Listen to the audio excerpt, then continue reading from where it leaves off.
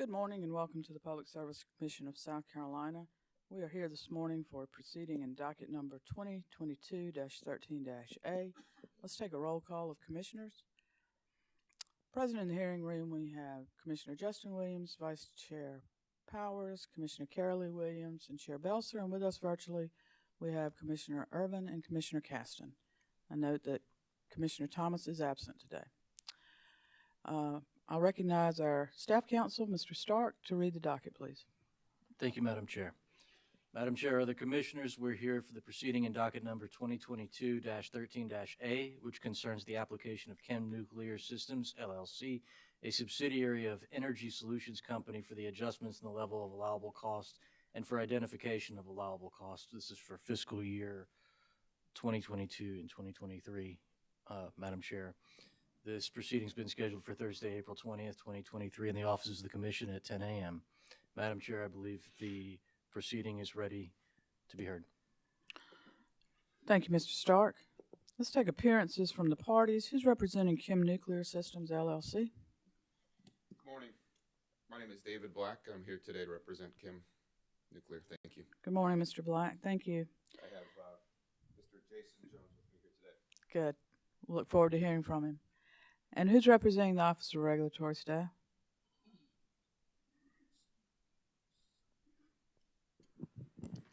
Good morning, Chair Belser. Donna Rainey on behalf of ORS. And today with me, I have Chris Huber and ORS's news attorney, Mr. Joshua Austin. Thank you, Ms. Rainey, Mr. Huber, Mr. Austin. Yes. Good to have you with us. Thank you. Chair Belser, I have a preliminary matter. ORS filed an examination report in this docket, and traditionally we move that in the record at the onset of the hearing, but just wanted to ask if you would like us to do that or wait to the conclusion of the company's case. Is there any objection to moving the ORS report in as an exhibit? No objection. Okay, thank you. The Office of Regulatory report, I believe it's dated March 16th. Is that correct? Yes, Chair Belser. Office of Regulatory Staff filed its report, ORS letter, and two exhibits to that report on March 16th in accordance with South Carolina Code Section 4846-40. Our Office of Regulatory staff also conferred with the company, and the company accepted all ORS's adjustments as evidenced in the company's amended application that was filed with this commission on March 1st. So ORS would move that the commission would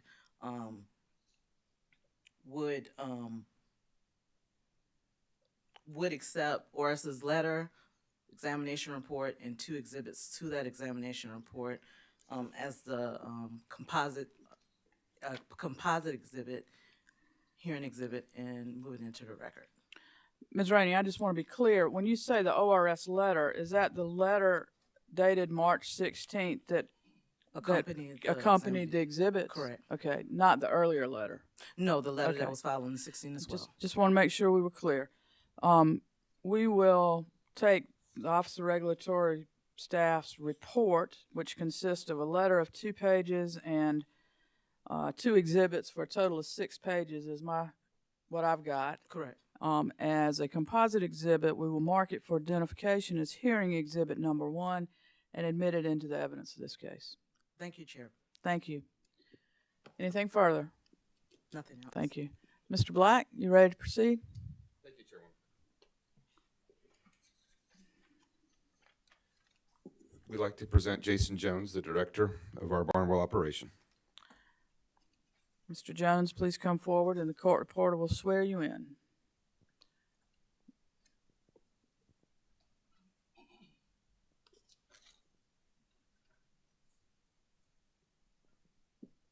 If you would raise your right hand, please. Do you solemnly affirm the testimony you're about to give will be the truth, the whole truth, and nothing but the truth? Thank you.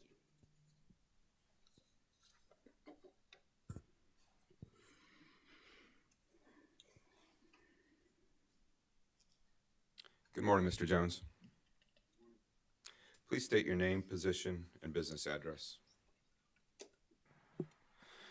My name is Jason Jones. My business address is located at 740 Osborne Road, Barnwell, South Carolina. I am employed by Chem-Nuclear Systems, LLC, a wholly owned subsidiary of Duratech Incorporated, which is in turn a wholly owned subsidiary of EnergySolutions, LLC. As Director, Barnwell Disposal Operations, I am responsible for the safe and proper disposal of low-level radioactive waste received at the disposal facility in accordance with the company's South Carolina radioactive material license. I am also responsible for management, supervision, and administration of disposal operations, personnel, equipment, and buildings. Please state your educational background and professional experience. I have a Bachelor of Arts degree in chemistry with a minor in biology from the University of Mississippi, Oxford, Mississippi. I am a registered project management professional and a certified hazardous materials manager. I have over 10 years of experience at the Barnwell Disposal Facility in various positions, starting as a waste management specialist, progressing to project manager, involved in various projects across the disposal site. I have been employed with Chem-Nuclear Systems since 2013 and assumed my present position in May of 2022. And Mr. Jones, have you previously provided testimony before the Public Service Commission? No, this is my first time. What is the purpose of your testimony today? My testimony will provide information to the Commission about the disposal site operations relative to disposal of low-level radioactive waste at the disposal facility located in Barnwell, South Carolina. I will provide a brief background on the general process that has been used in this proceeding for identifying the allowable cost associated with our low-level radioactive waste disposal business.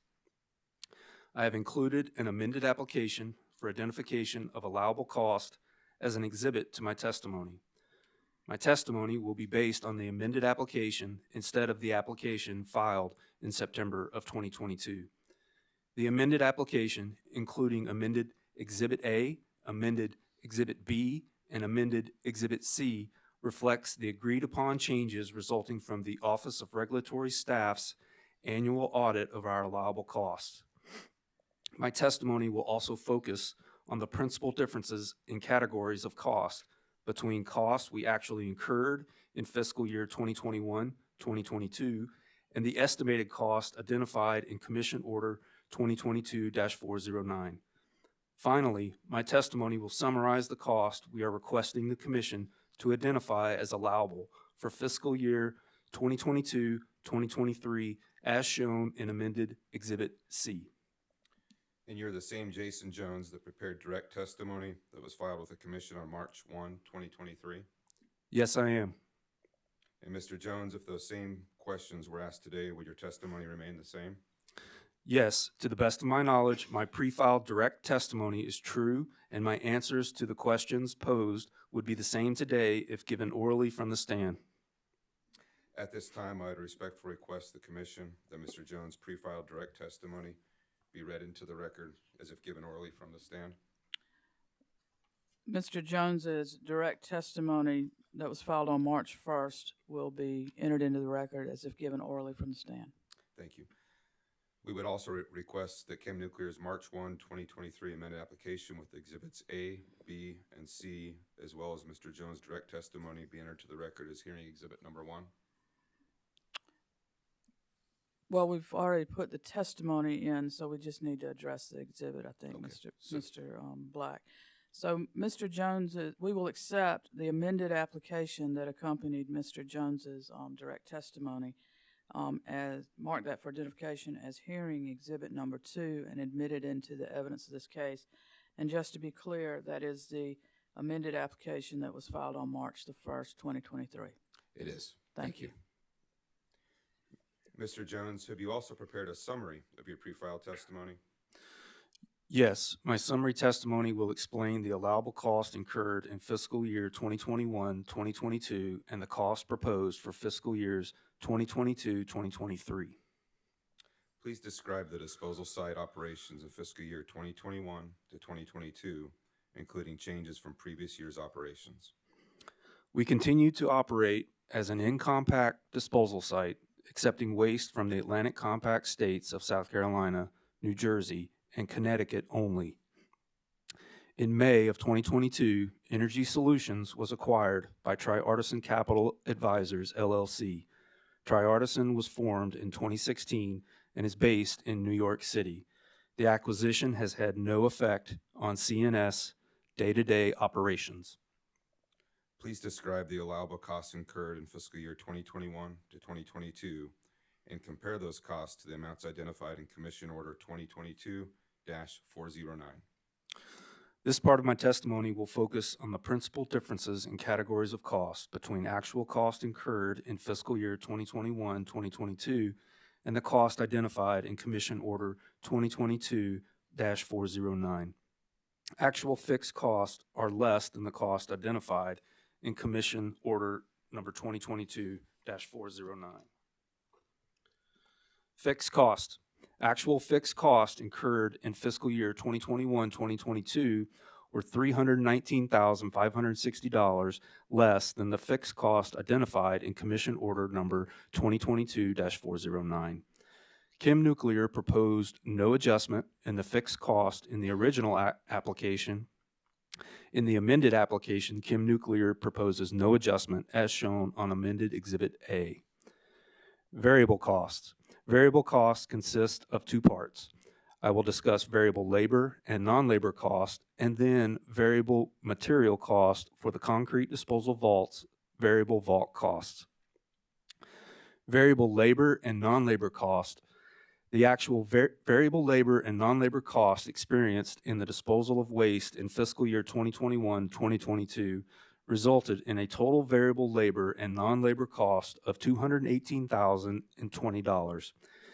The actual variable labor and non-labor cost experienced in fiscal year 2021-2022 is $36,776 less than the amount that we would have been anticipated based on rates provided in Commission Order number 2022-409. Chem-Nuclear requested no adjustment in this category of cost in the original and amended application. Variable material vault cost. The amount of actual variable material vault cost incurred in fiscal year 2021-2022 for standard disposal vaults was $385,216. This amount is $16,826 greater than the amount calculated using rates identified in Commission Order number 2022-409.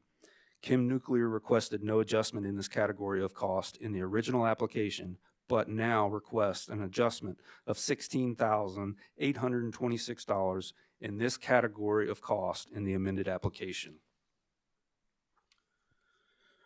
Irregular cost. Not all irregular costs for the year are known at the time a commission order is issued. Irregular costs are costs incurred for projects that may not occur each year or projects that occur each year but with varying costs. Irregular cost projects with varying annual costs include trench construction, site engineering and drawing updates, and other site construction projects. Examples of projects that may not recur each year are large component disposal and license renewal proceedings and hearings. Total actual irregular costs incurred for fiscal year 2021 and 2022 were $254,317 compared to the amount identified in Commission Order number 2022-409 of $342,738.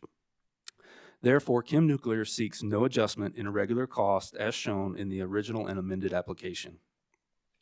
Please describe the cost proposed for fiscal year 2022 to 2023. The costs proposed for fiscal year 2022-2023 are summarized in amended Exhibit C. Disposal operations in fiscal year 2022-2023 will continue to reflect smaller routine volume disposal site operations because the disposal site will continue to accept only waste from the 3 Atlantic Compact states. Proposed fixed cost. For fiscal year 2022-2023, we proposed $3,189,299 in total fixed cost as shown on amended Exhibit C in the amended application. The original application proposed $3,217,326 in total fixed cost. As a result of the ORS audit, which reviewed actual costs from July 1 through December 31st, 2022, and projected costs for the remainder of the fiscal year, cost in the insurance, equipment leases, and support, and corporate allocation categories were decreased. Cost in the labor, fringe, and non-labor category were increased in the amended application. Proposed irregular cost. As discussed earlier, not all irregular costs were known at the time that the application was submitted. The irregular costs identified in amended Exhibit C are based on projected costs incurred during the first half of fiscal year 2022-2023 and activities expected in the second half of the fiscal year. A total of $367,201 in various irregular project costs was summarized in Exhibit C to our original application. The amended application proposes a total of $367,612 in irregular cost as shown in amended Exhibit C. This increase amount represents a small increase in irregular cost in the amended application. Proposed variable labor and non-labor cost rates. The variable labor and non-labor cost rates proposed for fiscal year 2022-2023 are based on actual experience during fiscal year 2021 and 2022, and then inflated by 2.5%. There is no change in this category of cost from the original to the amended application. Proposed variable material vault cost rates. The vault cost rates proposed in amended Exhibit C are based on actual experience during fiscal year 2021 and 2022, and then inflated by 2.5%. The amounts shown on amended Exhibit C for variable material cost rates vaults are the same as those shown on Exhibit C of the original application. Does that conclude your direct testimony? Yes, it does. Thank you. Please answer any questions that ORS or that the commission may have. Thank you, Mr. Black. Ms. Rainey? Nothing from ORS. Thank you. Commissioners, questions for the witness? Commissioner Carolee Williams? Thank you, Chair Belser. Good to have you with us. I think I remember you from a previous, you were in the audience? I was. Okay. Well, this is my third time to consider your request. So I'm learning and absorbing more each time. So some of my questions are to add and kind of build on for the future. Your payments are made from whom? We have two sources of funding. We have our utility customers who pay our access fees. Any other generators in the Atlantic Compact has also the ability to, we establish the maximum uniform rate schedule by the ORS. We have funding through that way through our customers. The second source of funding comes through our institutional funds from the Extended Care Fund, and that's for site maintenance to take care of the site. And who manages the Extended Care Fund? The ORS. Okay.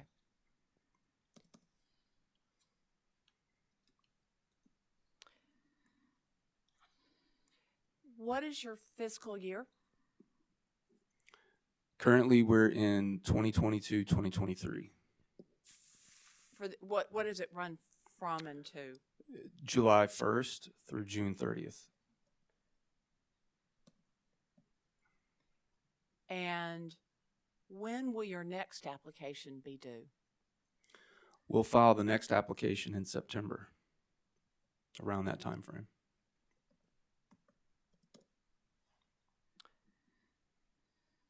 It just strikes me that, you know, we're looking at an application in September that was then amended in March for a year that's largely over.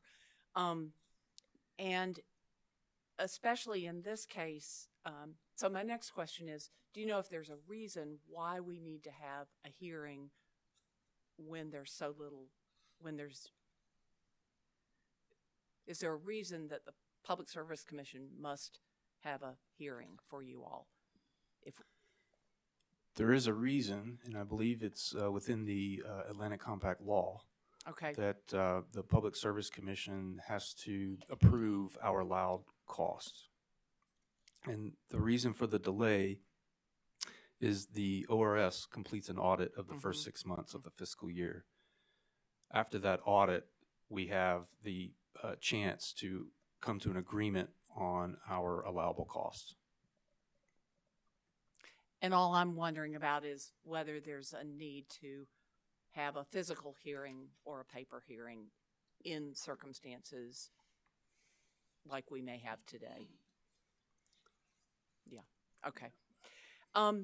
And the big question is, everybody else is coming to us with major increases and looking at major increases. What's happening within your world that allowed you to predict accurately what you needed, and then to be looking at 2.5% inflation going forward? Well, we've been operating this way since 2008, and we have a very good relationship with our customers, and it allows us to predict what's coming down the pipeline as far as waste.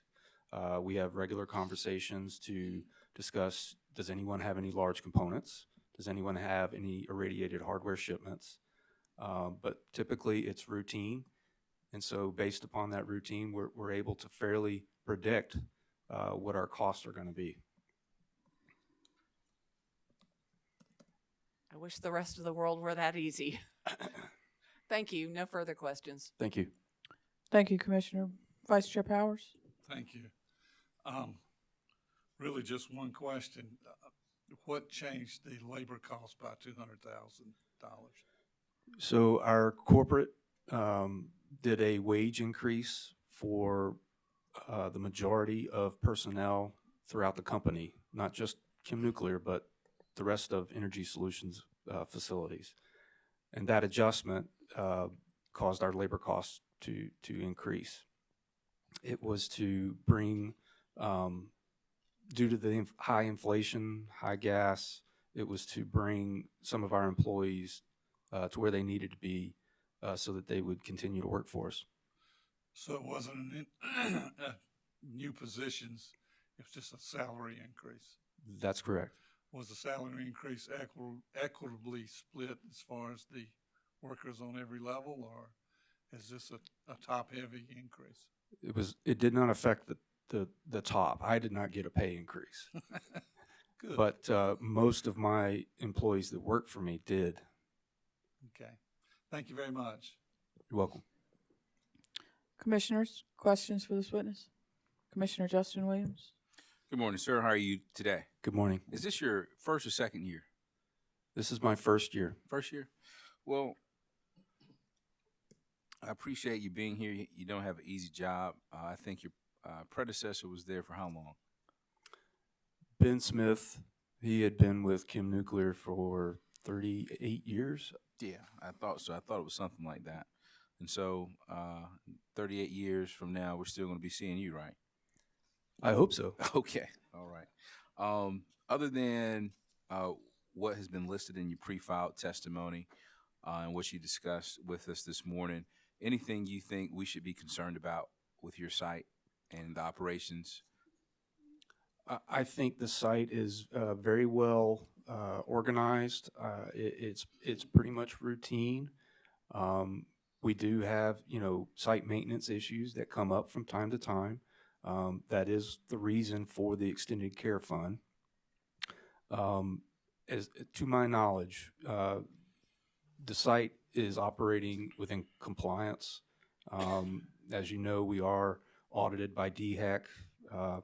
We do have on-site inspector there 24, normal operations, he is there. And we're very transparent with all the entities that we communicate with. I think if you ask DHEC the same question, they would give you the same response. That right now that the site is within compliance, and we continue to strive to meet the standards. Okay, outstanding. Do you have any constraints, obstacles that you're facing that you would like to share with us? So The only thing that comes to my mind are our radiated hardware shipments. Back when we were open to the majority of the country, we received several irradiated hardware shipments. It allowed us to maintain efficiency in that operation. Now we get maybe 3 shipments every couple years. And it's really hard with turnover to train new people on that particular operation.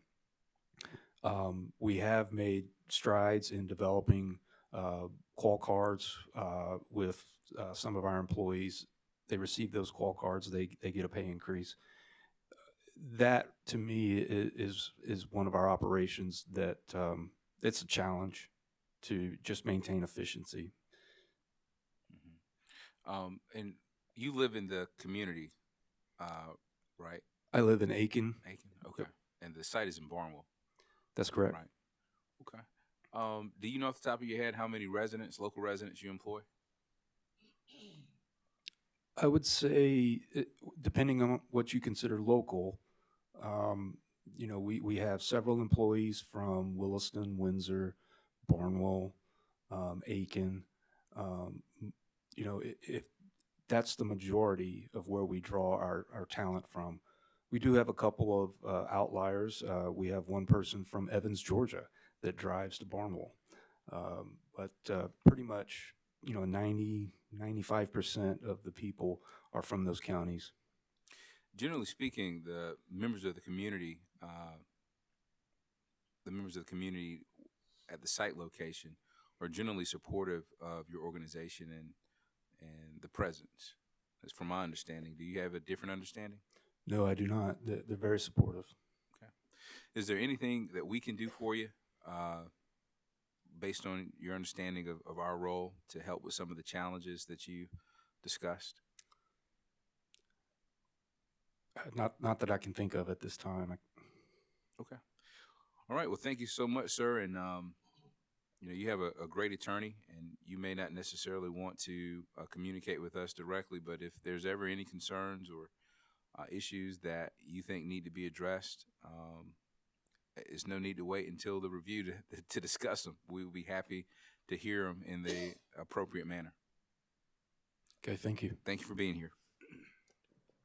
Thank you, Commissioner. Commissioners, further questions? Madam Chair, Commissioner Irvin? thank you. Good to have you with us, and you've done an excellent job on your first review period. Ben was right that you were going to do a great job, and I hope Ben is enjoying his retirement. Have you stayed in touch? I have. I call him frequently. Well, he did a great job, and we appreciate the job that you're doing. We only get to see you once a year or so, and so I wonder, have there been any changes in the monitoring of the plume of the low-level waste that entered the aquifer, the freshwater aquifer? I know you've been monitoring that over the years. I just wonder if you could kind of give us an update on that. Sure. We are currently updating our model. The last model was done in 2013, if I'm not mistaken, and we are updating it with the past 5 years of data. I will let you know that within the last 5 years, levels at Mary's Branch have decreased significantly. So, you know, our enhanced caps that we have installed on our trenches, they're working. So I don't have any evidence to support otherwise that we would not be in compliance at the time of closure. Well, that's certainly great news. And it demonstrates that you all are doing a wonderful job with the monitoring, and I want to commend you for those efforts. And, you know, hopefully we'll continue to see improvement. And I would think with your more accurate monitoring devices, you'll be able to closely track any changes going forward. Is that correct? Yeah, and we have a very experienced staff at our environmental lab on site. Vernon Ichimura is, he's recognized all over the country. He's been there for 41 years, and we have a very, very good established program for groundwater monitoring. Well, again, thank you for all you do in that regard and in every other way to run this agency very efficiently and effectively. And I too am impressed with the way you've held down cost. You know, all the other utilities seem to be standing in line waiting for rate increases, and you all have maintained your costs well below the rate of inflation, and I commend you on that. And again, thank you for your report today. No further questions. Thank you. Thank you, Commissioner Irvin. Commissioners, any further questions? Madam Chair, I have one question. Commissioner Caston. Thank you. Good morning, Mr. Jones. Good morning. Earlier in some of the question, you had mentioned something about using the extended care fund, or what it was for, relative to some side issues that come up on occasion. And I was just kind of curious, what kind of issues are those? What are those issues? Sure. So the majority of time during the summer months, we have to maintain those caps. If you've ever seen a picture of the facility, you'll see that it's mostly green grass. We have a license condition to maintain those caps and to watch out for subsidences in those caps. If we do find subsidences, we are required to repair them. And the institutional funding would cover the majority of those costs for repairing the caps on the site. The other majority of institutional funding is for any special projects that come along to help maintain the environmental stewardship of the site for long-term purposes. It's nothing. None of those projects are short-term endeavors. They're meant to be long-term mitigation efforts for the plume, for example. That's primarily, it's for site maintenance, taking care of of the physical site itself, not actual waste disposal. If that helps. It does, and I appreciate it. And I apologize for not being there to meet you personally, but Lord willing, I'll see you next year. How's that? Yeah, that works. All right, thank you, sir. No more questions, Madam Chair. Thank you, Commissioner. Mr. Jones, good morning. Hi, good morning. Thank you for being here today.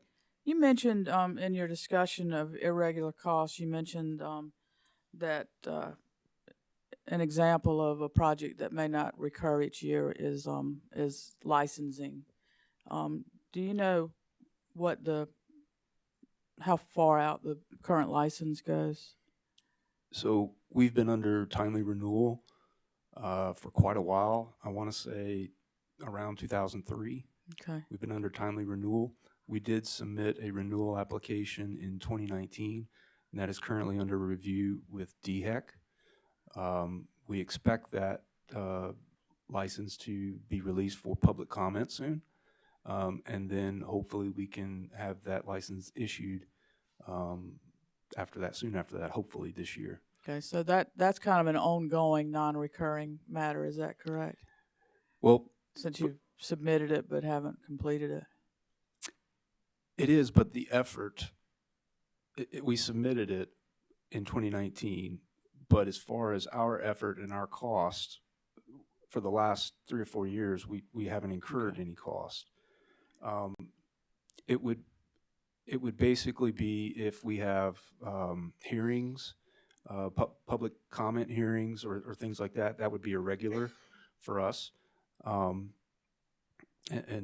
that's the best that I can explain that at this time. I understand how some of those licensing proceedings can extend. And if the license is renewed, do you know how long that will be? I don't know the exact answer, That's fine. but I would say 5 years. Okay. And how long, do you have an estimate of how much longer the site has room to receive waste? Sure. We have about 1 million cubic feet of remaining available space. Okay. Based upon our volumes that you can see, I believe you'll get the least cost operating plan. We do. Based upon the volumes that you see from year to year, excluding a couple of years where we did get some large components. But our routine years, we receive 7,000 cubic feet, 8,000 cubic feet, might have a good year, have 10,000 cubic feet.